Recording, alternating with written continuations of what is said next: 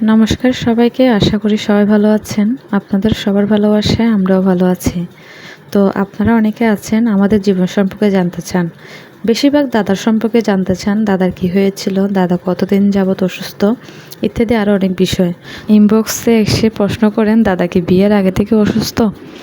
আসলে না, দাদা কিন্তু বিয়ের আগে অসুস্থ ছিল না। উনি অসুস্থ হয়েছেন বিগত 4 বছর ধরে।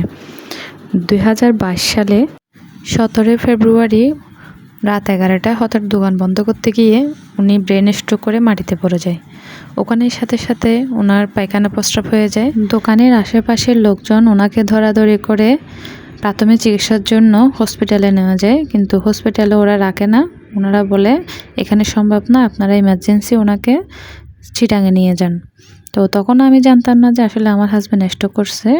তো আমি এক ভাবির কাছ থেকে শোনার পর আমি কল দিই, আশেপাশের লোককে কল দেওয়ার পর ওনারা জানায় আমরা আসতেছি, আপনারা রেডি হয়ে নেন, আমরা ওনাকে নিয়ে শহরে যাচ্ছি।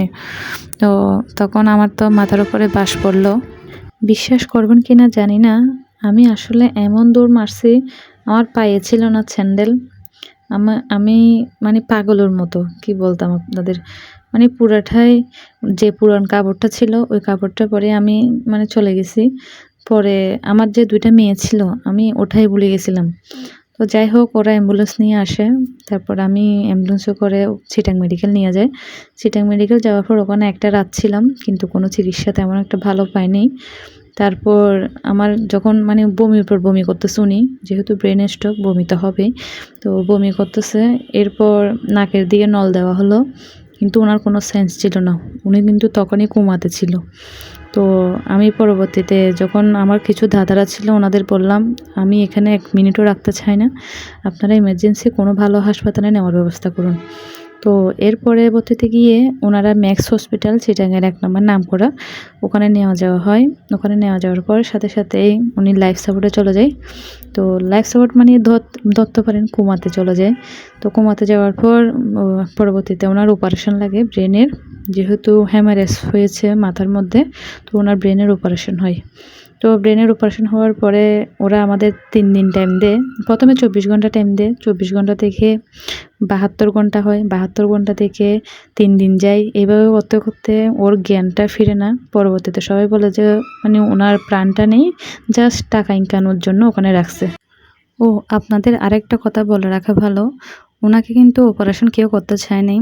অনেকগুলো ডাক্তার আসার পর মানে সবাই সিদ্ধান্ত নেয় যদি অপারেশন না করি উনি মানে বাঁচবে না, আবার অপারেশন করলেও কিন্তু বাঁচবে না।